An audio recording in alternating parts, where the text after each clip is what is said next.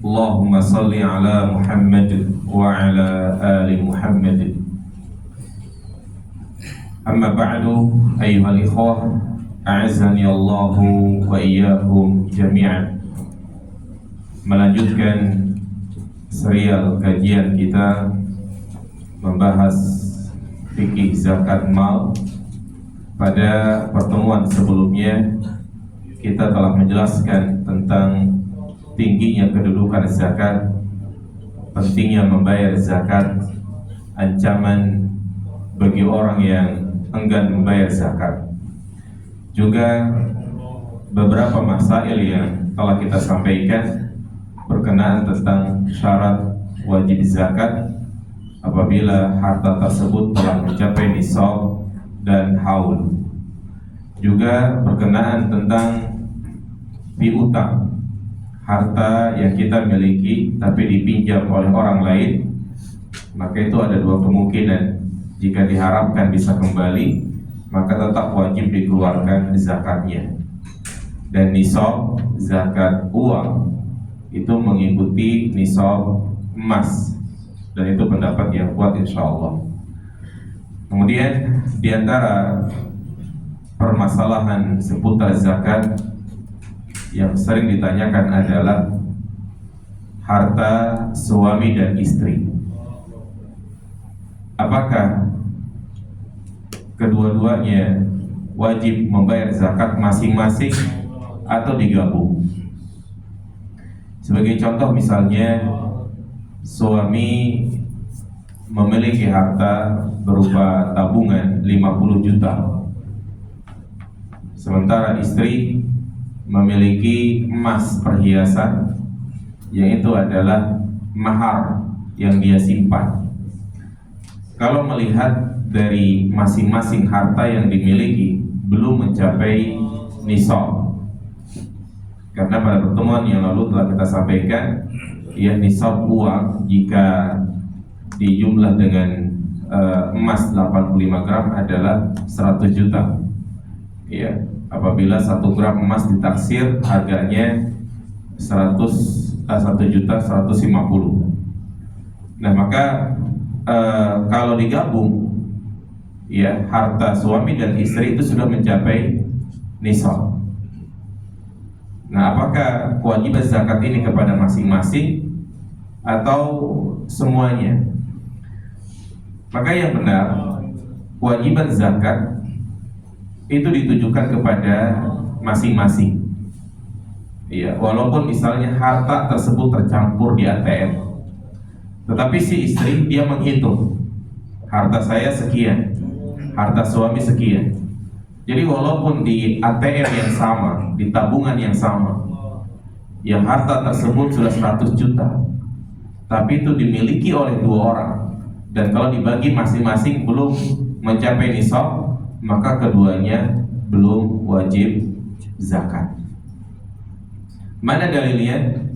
Yang menjelaskan bahwasanya harta suami adalah harta suami, dan juga sebaliknya harta istri adalah harta istri.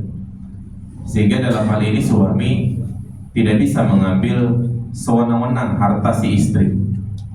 Tidak boleh seenaknya menggunakan mahar istri. Demikian pula si istri tidak boleh, ya, sewenang-wenang mengambil harta suami.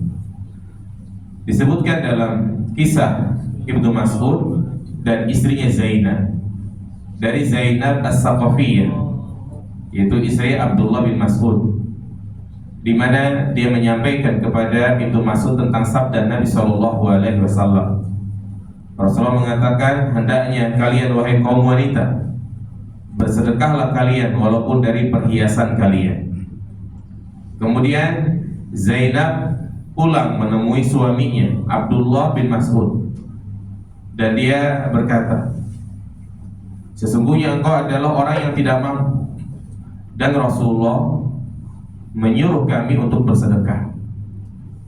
Nah, istrinya ini bertanya kepada Ibnu Mas'ud, kira-kira boleh nggak saya bersedekah, ya, diberikan kepada kau sebagai suamiku? Nah, Abdullah bin Mas'ud tidak bisa menjawab. Maka akhirnya Zainab menemui Nabi SAW, menanyakan hal tersebut. Boleh nggak si istri membayar zakat kepada suaminya? Kata Nabi SAW, boleh. Dan baginya 2 pahala. Pahala sedekah dan juga pahala berbuat baik kepada suami. Nah, ini menunjukkan kepada kita bahwasanya harta istri adalah milik istri, harta suami adalah suami, sehingga tidak bisa digabung agar wajib bagi dia membayar zakat.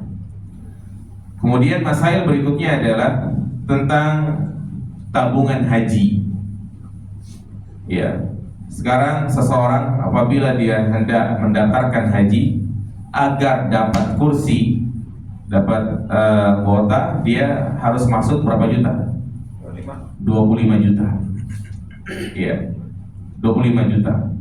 Nah, kemudian dia punya harta misalnya tabungan 80 juta. Nah, kalau dia melihat dari harta dia yang dia pegang itu belum mencapai nisab, tapi kalau digabung dengan tabungan haji tersebut maka sudah mencapai nisab. Ya, apakah tabungan haji ada zakatnya atau tidak? Karena kan tabungan haji itu mengendap. Ya, tergantung dia kapan berangkatnya. Kalau berangkatnya 25 tahun kemudian, berarti harta itu mengendap selama 25 tahun. Nah, mengenai tabungan haji itu sebenarnya ada 2 macam. Yang pertama, tabungan haji yang sifatnya seperti tabungan yang lain. Jadi dia nyimpan sendiri di bank dan dia pun bebas kapan bisa mengambilnya. Yang penting dia niatin, ya saya nabung ya di bank syariah misalnya, ya untuk melaksanakan ibadah haji. Dia taruh, dia simpan 20 juta. Ya, maka tabungan yang model seperti ini wajib dizakati. Wajib dizakati. Berbeda dengan tabungan yang kedua, yaitu tidak bisa diambil kapan saja. Ya, dan itulah tabungan haji yang sudah masuk ke Kemenag, ya, maka tidak bisa ditarik kembali. Kecuali kalau dia nggak jadi haji, maka uang tersebut bisa diambil dan dia nggak jadi berangkat haji. Tapi kalau dia tetap ingin melanjutkan, maka tabungan tersebut tetap mengendap, tapi dia nggak bisa ngambil kapan saja. Nah, makanya tabungan haji yang kedua ini itu tidak wajib zakat. Kenapa? Ya, karena tidak ada kepemilikan yang sempurna. Dikatakan kepemilikan yang sempurna, dia punya harta, dia bebas mau apain saja. Dia mau ambil kapan saja silakan. Tapi kalau tabungan haji yang ada itu tidak bisa diambil.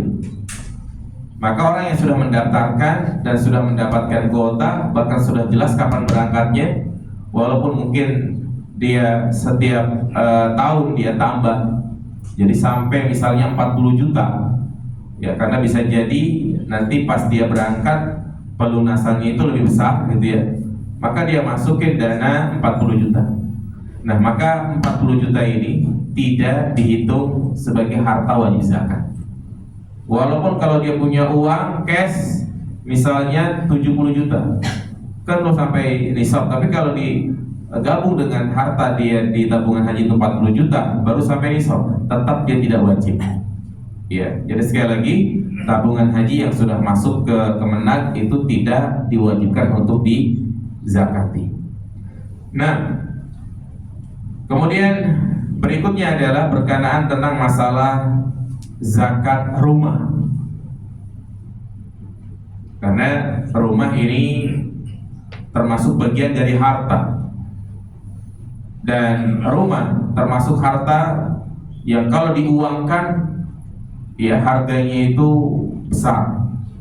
Misalnya seorang punya rumah di Gading Serpong gitu kan, ya bisa 1M, 2M gitu ya. Atau juga dia di perumahan biasa yang minimalnya zaman sekarang rumah 60 meter ya, tipe 21 itu berapa juta coba? Paling murah 300 juta. Nah, adakah zakat rumah? Ya, karena sering ada pertanyaan, bagaimana dengan orang yang menjual rumah? Ya, dia tulis di rumahnya, rumah dijual. Setahun, 2 tahun gak laku-laku. Setahun, 2 tahun ini gak laku, apakah wajib dikeluarkan zakatnya atau tidak?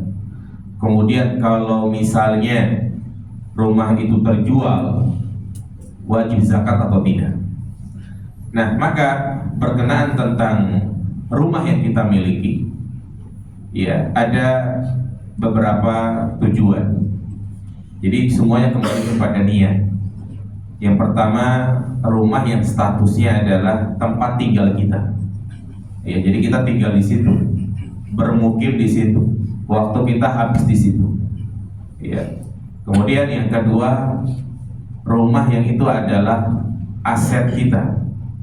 Ya, jadi kita beli rumah dan itu tidak terpakai. Dan sewaktu-waktu kalau ada orang yang mau beli, dia jual. Kemudian yang ketiga, rumah yang memang dijual belikan. Jadi dia beli lahan kosong, kemudian dia bangun rumah, dia jual. Atau dia beli rumah rombeng, kemudian diperbaiki, dia jual. Artinya dia punya bisnis apa ini? Properti. Kemudian ada lagi yang berapa? Yang keempat, rumah yang statusnya itu disewakan. Dia punya apartemen, disewakan. Dia punya kontrakan 10 pintu. Nah, itu disewakan. Itu apakah 4 model rumah ini wajib dikeluarkan zakat atau tidak? Kita berikan rincian. Adapun yang pertama, rumah pribadi kita yang kita beli untuk kita tempati, maka ini tidak ada zakatnya. Karena sekali lagi, untuk menyatakan harta wajib dizakati maka membutuhkan dalil. Tidak bisa dikiaskan dengan yang lainnya. Ya, selama tidak ada dalil, maka tidak ada kewajiban zakat. Rasulullah SAW, demikian pula para sahabat, mereka memiliki rumah dan tidak dinukil sedikit pun di mana mereka membayar zakat untuk rumah. Kemudian juga yang kedua, yaitu rumah aset yang sewaktu-waktu kalau ada yang mau beli dia jual. Ini juga tidak wajib zakat. Ya, ini juga tidak wajib zakat. Ya, karena kembali kepada tadi tidak ada dalil yang menjelaskan bahwasanya rumah itu wajib dikeluarkan zakatnya. Ya, walaupun dia bertujuan untuk dijual, ya, setahun 2 tahun dijual, kemudian laku, dia dapat 1 M misalnya, maka tidak wajib zakat. Tidak wajib zakat. Dia baru wajib zakat jika 1 M tersebut mengendap selama setahun. Berarti masuknya zakat apa ini? Ya, zakat mal, zakat harta. Tapi kalau dia baru jual rumah, ya, maka dia tidak wajib zakat karena niatnya itu bukan dijual belikan. Karena kan kadang orang punya rumah, ya, pengen dijual, dia pengen ganti yang lain, atau mungkin dia mau beli barang segala macam, ya. Nah, adapun yang ketiga ini, dia bangun rumah atau beli rumah memang bertujuan untuk dijual belikan, properti, ya, maka harta tersebut, yaitu rumah tersebut, wajib dikeluarkan zakatnya. Dia masuk kepada zakat perdagangan. Ya, dan inilah yang disampaikan oleh Syekh Samarqandi dalam kitabnya Uyun Al-Masail. Ya, dia bertanya kepada seorang ulama, an rajulin ishtara khadiman lil khidmah wa huwa yanwi in asaba ribhan ba'a hal fiha zakat. Jadi aku bertanya kepada Muhammad, yaitu Ibnu Hasan Asy-Syaibani, tentang seorang yang membeli hamba sahaya, budak, untuk dijadikan pembantu. Dan dia berniat, jika memang ada yang nawar, harganya cocok, maka dia jual. Sama seperti misalnya rumah. Ya, kita punya aset gitu kan, rumah. Ya, kalau ada yang beli dengan harga yang besar, dia lepas itu. Ya, maka sama seperti pertanyaan ini. Dia punya budak, dia pakai pembantu. Tapi kalau misalnya ada yang mau beli dengan harga yang mahal, dia jual. Apakah dia wajib zakat? Dijawab la. Hakadza syira'un nas idza asabu riban ba'uhu. Jadi tidak ada zakat. Seperti itu pula ketika ada orang beli lalu jika nanti menguntungkan akan dijual, maka tidak ada kewajiban zakat. Ya. Nah, jadi sekali lagi yang wajib dikeluarkan zakatnya adalah jika rumah tersebut diniatkan untuk diapain? Dijual belikan, diperdagangkan. Maka itu masuknya kepada zakat jual beli, dan ini ada pembahasan secara khusus. Bagaimana kalau rumah yang dia bangun 3 rumah misalnya, dan masing-masing harganya 1 miliar, dia iklanin, dijual semuanya, media sosial dia iklanin, setahun belum laku, tahun kedua belum laku. Nah, rumah yang belum terjual, yang niatnya untuk dijual belikan, wajib dizakati atau tidak jemaah? Jawabannya, na'am, wajib. Jadi rumah yang memang tujuannya dijual belikan walaupun belum laku, maka wajib dikeluarkan zakatnya. Ya, berarti kalau dia punya 3 unit, ya maka masing-masing 1 M tadi kan, berarti 3 M diambil 2,5%. Berapa? 75 juta.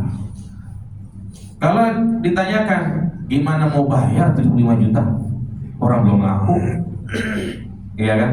Artinya dia nggak punya uang cash. Kalau punya uang cash mungkin dia bayar, tapi ini dia nggak punya. Apakah perlu pinjam atau bagaimana? Maka di tahun itu yang rumahnya belum laku dan dia tidak mampu untuk bayar zakat, ya tidak ada artinya gugur bagi dia tahun pertama. Tahun kedua jika memang belum laku sama, tapi tahun ketiga ketika laku maka dia harus merapel semuanya. Jadi tahun pertama, tahun kedua, dan tahun ketiga. Ya, karena pada asalnya rumah tersebut yang diperdagangkan wajib dikeluarkan apa? Zakatnya. Jadi kalau sudah laku baru 3 tahun itu dikeluarkan zakatnya. Bisa dipahami jemaah? Iya. Kemudian yang keberapa tadi? Yang keempat, rumah untuk apa? Disewakan.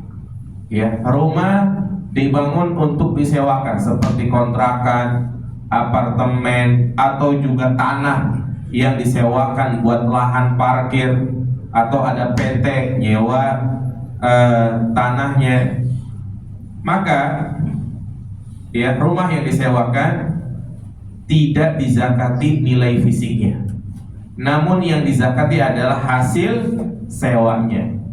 Jadi para ulama memberikan satu kaidah, al-iqarul ma'ad lil ijar tajibu zakatu fi ujratihi faqat duna rukbatihi. Properti yang disewakan, baik itu berupa rumah, tanah, semuanya, maka yang wajib dizakati adalah nilai sewanya. Ingat itu, bukan nilai fisiknya, bukan nilai fisiknya. Ya. Jadi ya tinggal dia lihat hasil sewanya setahun. Iya. Nanti masuknya ke zakat mal. Kalau misalnya dia punya rumah kontrakan setahun ternyata ada 80 juta, berarti ini belum wajib zakat karena belum mencapai nisab. Jadi lihat hasilnya, dan itu kembali kepada nisab zakat mal. Ya. Jadi begitu aturannya jemaah sekalian. Ya, harta yang disewakan tidak wajib zakat. Nah, ini juga berkenaan tentang kita investasi, seperti misalnya nanam saham. Ya, apakah saham ini wajib dikeluarkan zakat atau tidak? Tinggal saham ini buat apa? Kalau saham ini buat modal dagang, maka saham tersebut wajib dikeluarkan zakatnya. Tapi kalau saham tersebut yang sifatnya tidak dijual belikan, kayak misalnya dia nanam modal 500 juta, 500 juta ini dibangun kontrakan, ya, maka sahamnya ini wajib zakat atau tidak? Tidak, ya, karena sahamnya itu digunakan untuk membangun hal yang disewakan. Jadi yang wajib dizakati adalah apa? Hasil sewanya. Nah, kemudian juga di antara hal yang sering ditanyakan berkait tentang masalah zakat adalah gaji bulanan. Ini sudah kita singgung ya. Jadi gaji bulanan wajib zakat atau tidak? Tidak. Ya, karena pertama tidak ada dalil yang menjelaskan masalah ini. kemudian yang kedua belum mencapai nisab, dan juga belum mencapai haul. Tapi dengan tidak diwajibkan zakat bagi dia bukan berarti dia nggak sedekah. Ya silakan bersedekah, karena sedekah adalah bagian dari zakat ibadah maliyah. Nah, demikian pula seorang yang dapat pesangon, dia keluar pensiun dari suatu perusahaan, dapat uang pesangon 200 juta. Nah, ketika dia megang uang 200 juta, apakah saat itu dia wajib dikeluarkan zakatnya? Maka jawabannya tidak.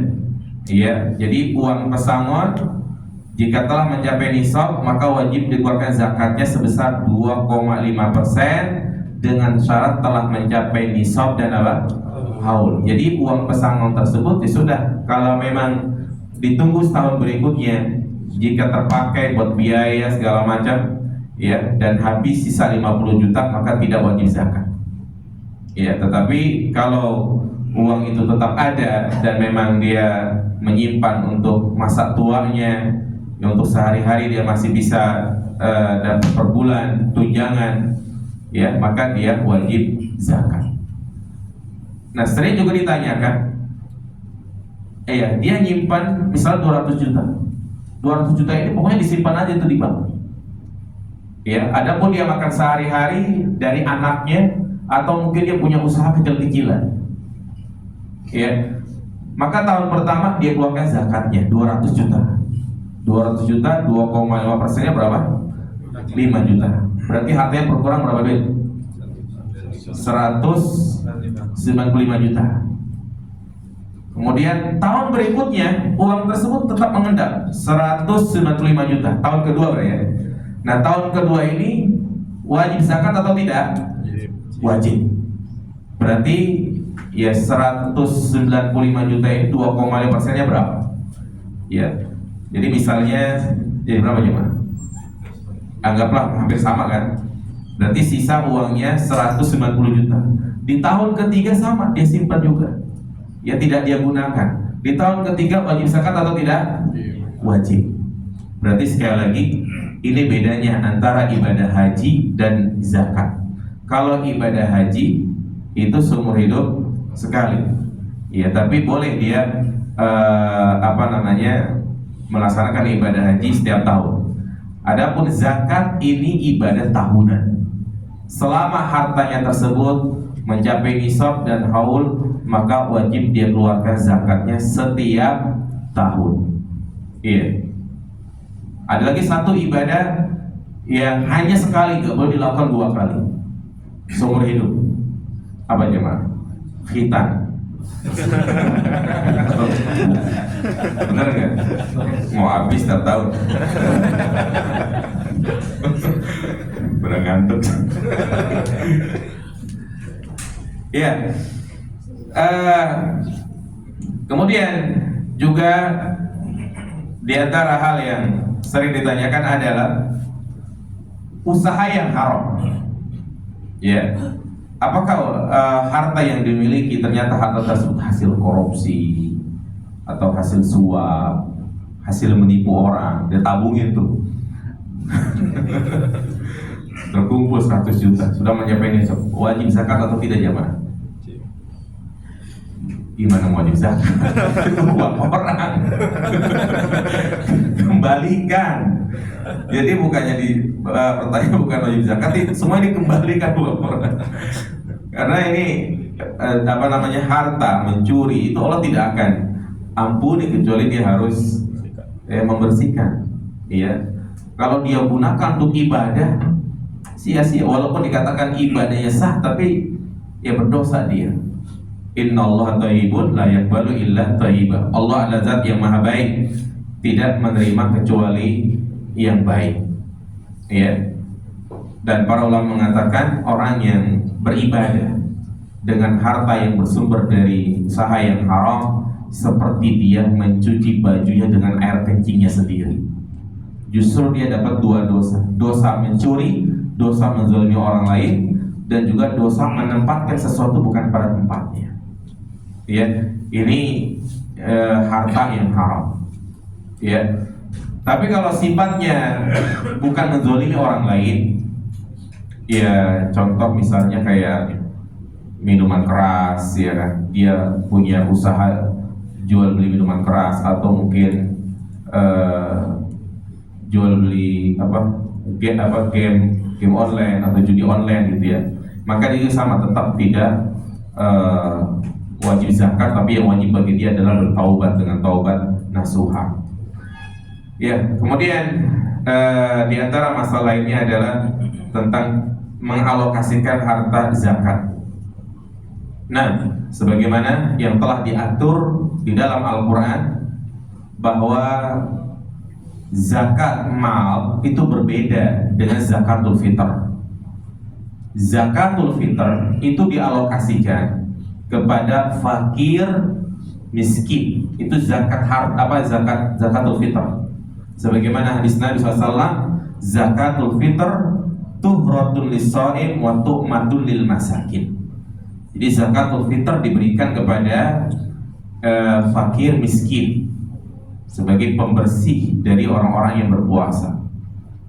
Iya. Makanya tidak boleh diberikan kepada orang yang mampu. Seperti misalnya, apa hukum memberikan zakatul fitr kepada ustadz atau kiai di kampung? Boleh atau tidak, jemaah? Boleh atau tidak? Boleh, kalau ustadznya miskin. Kalau kiainya punya kontrakan 10 pintu, mobil 3, istri 3, masih saja terima zakat. Ini di kampung-kampung seperti itu, jemaah. Iya. Jadi tujuannya itu udah bukan memberikan bantuan kepada fakir miskin.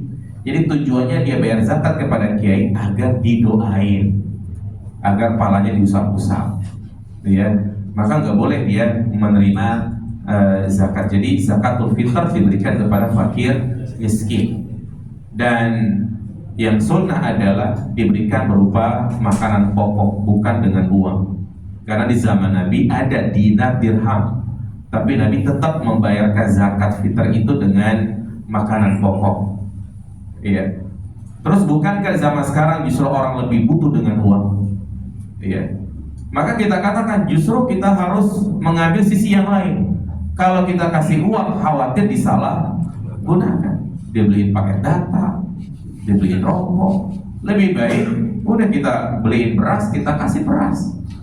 Dia sudah banyak beras, biarin, karena kan ya bisa buat untuk minggu depan atau bulan depan.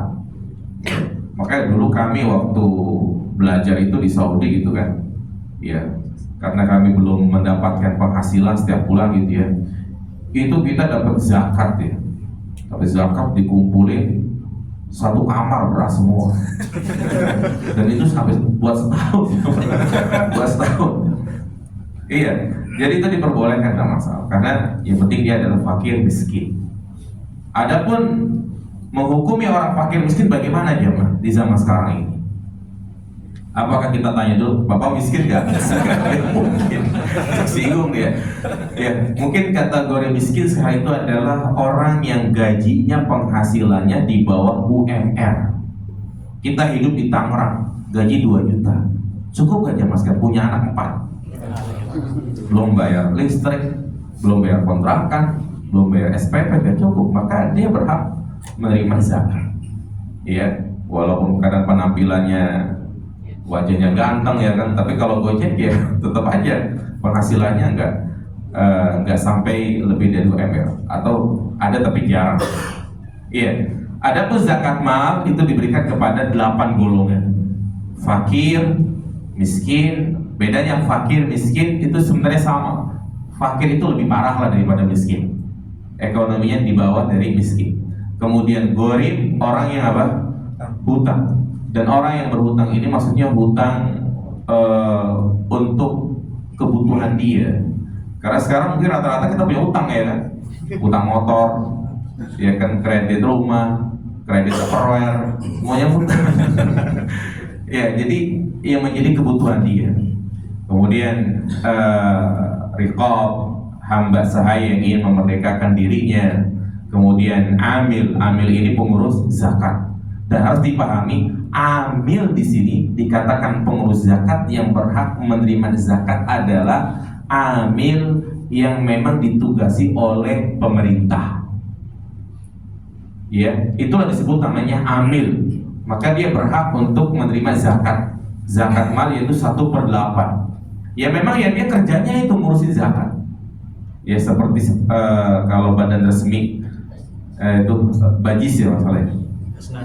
Ya Basnas ya, Badan Zakat Nasional. Adapun panitia-panitia di musola, di masjid, di yayasan atau di sini misalnya, maka di statusnya bukan amil, di statusnya adalah wakil. Beda, amil dengan wakil beda. Ya, wakil itu hanya sebagai wakil gitu kan. Ya, dia tidak resmi. Sehingga setelah kita memahami antara wakil dan amil, amil itu berhak menerima zakat, wakil tidak berhak. Kemudian yang kedua, kalau kita yang ngurusin zakat harta, zakat fitr di masjid-masjid, maka itu harus diberikan kepada fakir miskin sebelum sholat Id. Iya, sebelum sholat Id. Karena dia hanya sebagai wakil. Jadi nggak boleh dia mengambil beras 1 kilo, 2 kilo, ya kan? Dengan dalih saya kan amil, nggak bisa. Ya, dia hanya sebagai panitia dan wakil. Kemudian juga yang berhak menerima zakat adalah mu'alaf. Mu'alaf ini pun banyak macamnya, bukan hanya orang yang baru masuk Islam, tapi orang yang diharapkan masuk Islam. Kita punya tetangga, dia masih non muslim dan ada harapan dia mau meluk agama Islam, maka boleh dikasih apa? Zakat untuk melembutkan hatinya. Kemudian juga sabilillah, orang yang dalam keadaan berperang. Ibnu sabil. Ibnu sabil adalah orang yang dalam keadaan dia safar, perjalanan. Nah, maka termasuk juga adalah para penuntut ilmu, para dai, para ustadz yang memang mereka tidak punya penghasilan. Ya, tidak punya penghasilan, ya, maka mereka berhak untuk menerima apa? Zakat, karena termasuk fisabilillah, orang yang berjihad dengan apa? Dengan ilmunya. Nah, kemudian boleh nggak zakat diberikan kepada seorang yang miskin, seorang pemuda misalnya, untuk biaya pernikahan?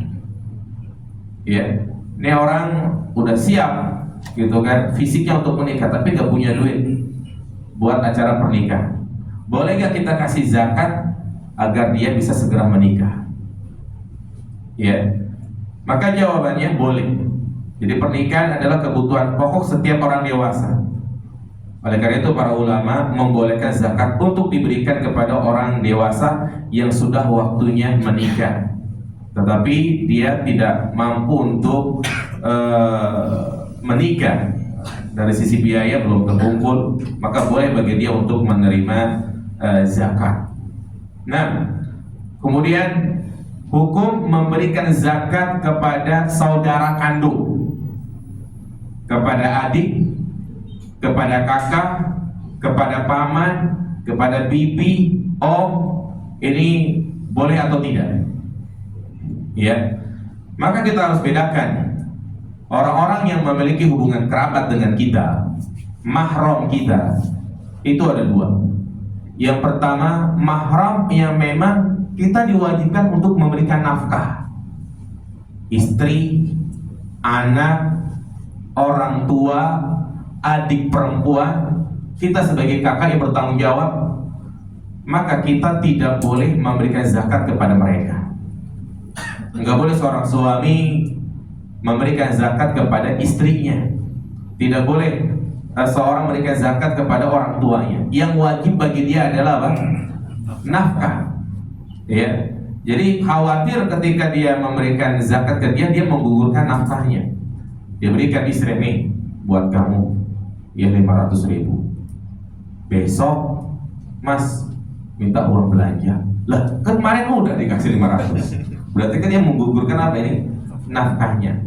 Adapun orang-orang yang tidak diwajibkan untuk kita nafkahi, mertua, ipar, sepupu, paman, om, kakak, kalau memang kondisi dia termasuk ke 8 golongan, miskin misalnya, ya dia di PHK, gak punya penghasilan, maka boleh kita kasih zakat.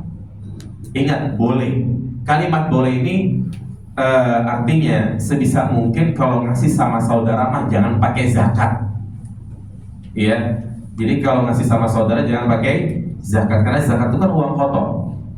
Ya, dan dengan dia memberikan zakat kepada keluarganya, maka dia dapat 2 pahala. Apa kata Nabi? Inna shadaqata 'alal miskin shadaqah wa 'ala dzirrahim isnatani shadaqatun wasilah.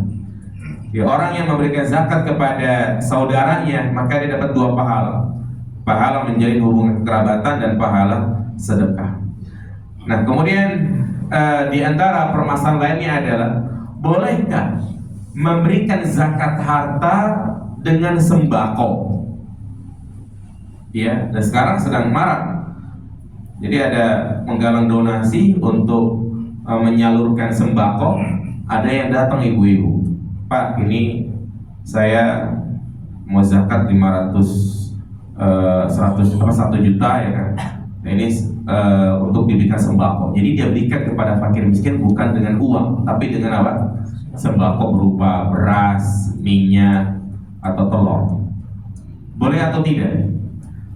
Maka para ulama menegaskan bahwasanya zakat harta itu harus dikeluarkan dengan harta. Zakat emas, zakat perak, zakat uang, maka itu harus diberikan berupa uang. Zakat pertanian juga demikian. Ya, harus dikeluarkan berupa hasil tani. Ya. Nah, tentang masalah ini adalah apa yang disebutkan dari Umar bin Khattab, bahwasanya Umar pernah mendatangi Abu Amr bin Hims. Ya, Hims ini adalah seorang yang kaya. Wahai Hims, bayarkan zakatmu. Ya, kata Hims, aku tidak punya harta selain tembikar-tembikar, yaitu wazan-wazan dan beberapa kulit yang disamak. Itu kulit-kulit yang kayak dulu kulit itu sangat laku karena buat kirba. Kirba itu seperti tempat air galon. Kemudian Umar mengatakan, qawim hakimah summa ada zakatah. Kalau begitu perkirakan nilainya lalu bayarkan zakatnya. Jadi menunjukkan bahwasanya zakat mal harus dengan harta. Nah, kecuali jika memang ada maslahat, ada kepentingan yang besar, ya, maka boleh dikeluarkan dengan sembako. Contoh misalnya, dia punya kakak, punya abang sedang pilot. Kalau kita kasih pakai uang 2 juta, habis buat slot, ya, habis buat judi gitu kan, maka boleh deh kita lihat ke rumahnya, tanya butuh apa, butuh beras, minyak, telur, token listrik, semuanya boleh kita berikan ke dia. Itu lebih bermanfaat daripada kalau dikasih uang buat main judi lagi. Ini artinya boleh diganti dengan sembako jika ada masalah seperti itu. Baik jamaah sekalian, itu beberapa permasalahan berkaitan tentang masalah zakat. Ya, artinya pertanyaan-pertanyaan seperti ini, permasalahan yang tadi saya sampaikan mewakili mungkin apabila ada di antara kita yang punya problem yang sama, karena fikih zakat itu sangat luas. Ya. Sampai di sini ada pertanyaan? Silakan. Pada tangan. Terus sampai jam 3 nih ya. Nah, sudah sebelah kanan dulu. Pada saat kita memberikan zakat ke orang lain yang membutuhkan, apakah orang lain tersebut perlu tahu bahwa uang ini uang zakat atau sedekah atau yang lain? Iya, sebenarnya tidak. Jadi nggak perlu kita menyampaikan ini adalah zakat. Ya, yang penting kita keluarkan harta kita. Karena mungkin sebagian ada orang yang tidak terima, tersinggung. Ya, kita pernah memberikan ini apa ini zakat? Oh enggak, saya mampu kok. Padahal zahirnya dia nggak mampu. Jadi nggak apa-apa, kita berikan. Ya, jadi tanpa kita menyebut itu adalah zakat. Iya. Nah, kalau boleh nggak nih, orang punya utang sama kita 5 juta dan kita wajib zakat 5 juta. Boleh nggak kita telepon dia? Boleh, utang ente nggak usah dibayar. Udah aneh ikhlasin itu sebagai zakat. Boleh nggak jamaah sekalian? Tidak boleh. Ya, tidak boleh. Karena di situ ada 2 transaksi istilahnya ya, yaitu zakat sama pinjam.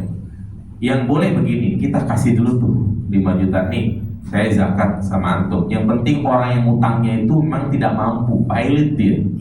Ya, beda orang yang memang dia kaya tapi emang nggak mau bayar utang. Maka boleh kita kasih nih, anak zakat ke antum 5 juta. Udah tuh, mana utangnya? Kalau gitu boleh. Boleh, itu dibahas dalam kitab fikih Allah. Jadi gitu ya, gimana silakan? Ustaz, bagaimana mengenai zakat fitrah? Bagaimana orang yang tidak berpenghasilan rendah, dia punya anak yang harus apakah harus di Zakat. zakat fitrah? Iya. Jadi zakatul fitr ini diwajibkan kepada yang mampu, yang memiliki makanan pokok yang berlebih. Kalau dia tidak memiliki beras, uang pun nggak punya, uang cuma berapa gitu kan, dan nggak bisa untuk beli beras, maka dia tidak wajib zakat. Tidak wajib zakat. Justru dia berhak untuk menerima zakat. Beda halnya dia nggak punya beras, uang juga nggak punya, tapi iPhone 15 punya, punya mobil, punya ini, maka dia harus jual. Jadi kalau mau betul-betul dia miskin, dia tidak wajib zakat. Bisa dipahami? Anaknya nggak perlu zakat itu. Ya kan nggak mampu. Iya, maka dia yang berhak untuk menerima zakat. Atau boleh juga kakaknya, udah anak-anak ente aneh zakatin, itu juga diperbolehkan. Tapi secara hukum dia nggak wajib zakat. Iya. Tapi kalau misalnya kakaknya, makanya zakat ini semua ibadah maliyah itu boleh diwakilkan.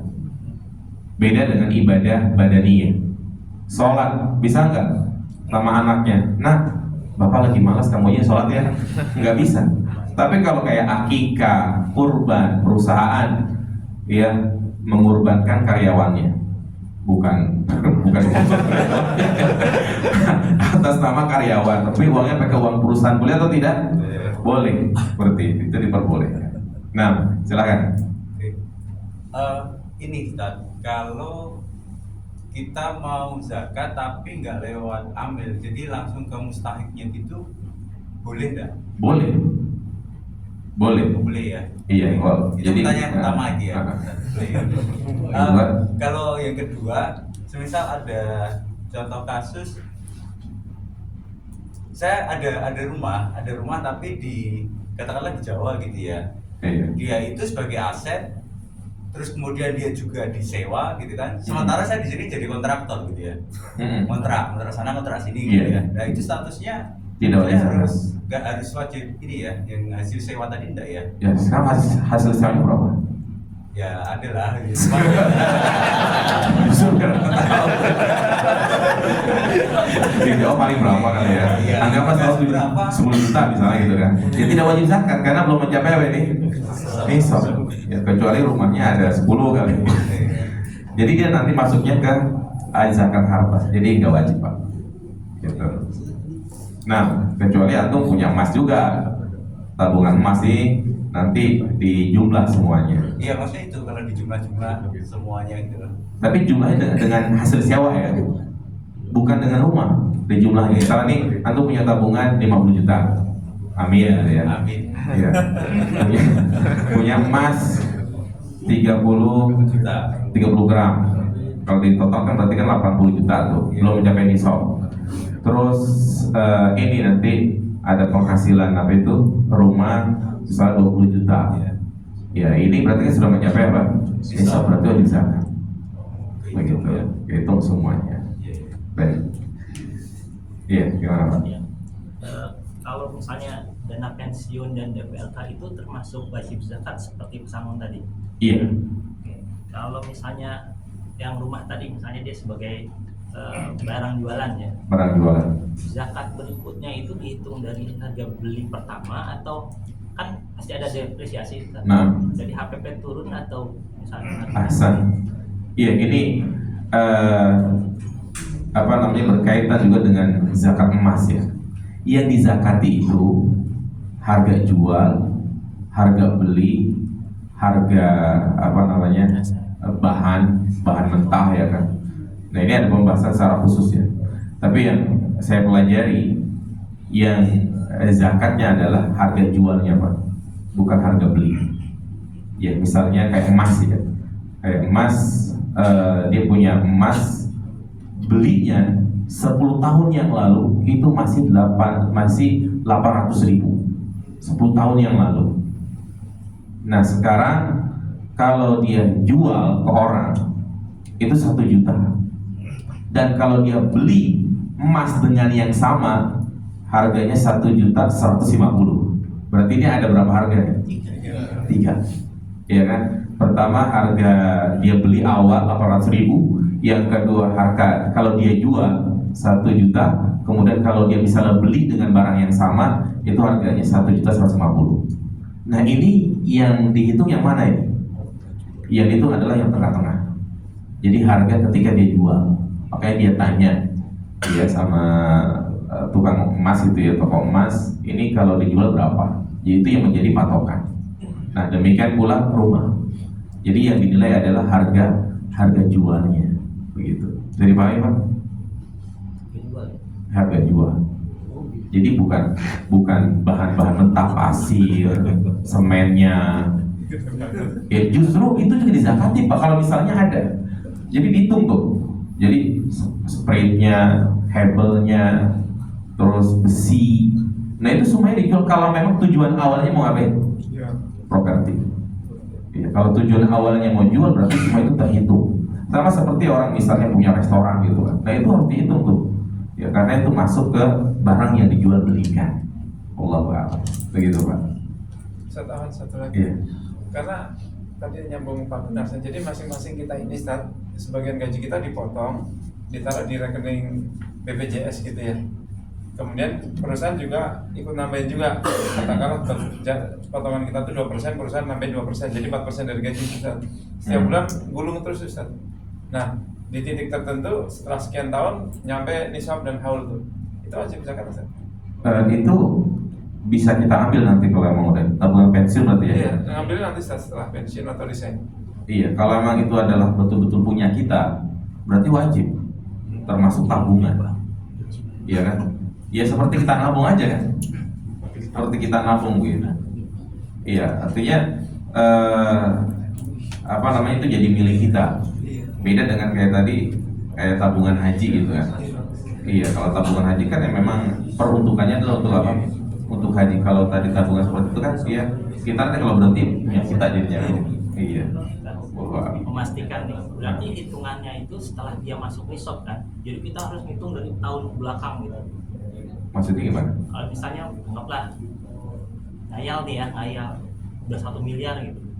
Nah, 1 miliar saat pensiun gitu kan. Tapi 1 miliar itu kan udah di atas nisabnya 100 juta. Betul. Artinya kita harus tarik 10 tahun ke belakang, hitung lagi 2,5% tahun kedua, tahun ketiga, tahun keempat gitu. Iya. Atau pas saat dapat sekali aja kita. Ya itu, jadi selama dia kan punya hitungan setahun kan. Jadi setiap tahun sebenarnya kalau sudah mencapai nisab setiap tahun masih zakati. Begitu. Makanya kita lihat dulu apa namanya aturan tabungannya seperti apa, gitu kan. Iya, karena ya mungkin apa namanya tabungan itu ada syarat-syarat tersendiri sehingga menjadi tidak kepemilikan secara sempurna.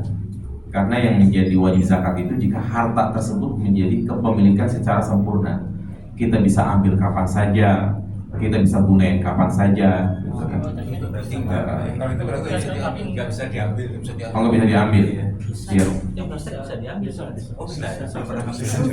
Bisa diambil. Nah, itu dia makanya. Waktu ya. Sewaktu-waktu. kan nunggu di sana 10%. Tapi 10% doang saya. 10%. Berarti ya sama. 5%. Ya kalau hitungan seperti itu berarti itu punya harta kita. Berarti setiap tahun harus di.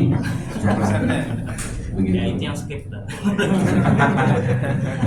Boleh bertanya lagi nggak? Gitu. Boleh bertanya lagi. Iya silakan. Ya, misalnya nih ada dapat harta waris, Nah, tapi ditentukan saat balik baru dikasih ya uangnya. Nah, wajib zakat. wajib zakat. Tapi kan dia nggak tahu sampai setelah terima baru tahu kalau dia tuh punya uang banyak. Iya. Iya maka Itu juga dihitung. Kalau memang sudah mencapai nisab. Iya, jadi sekali lagi zakat itu adalah kewajiban setiap tahun pada harta yang sudah mencapai nisab. Begitu. Ada lagi? Cukup ya setengah jam atau lewat. Demikian. Subhanallah bihamdika asyhadu an la ilaha illa anta astaghfiruka wa atubu ilaik. Assalamualaikum warahmatullahi wabarakatuh.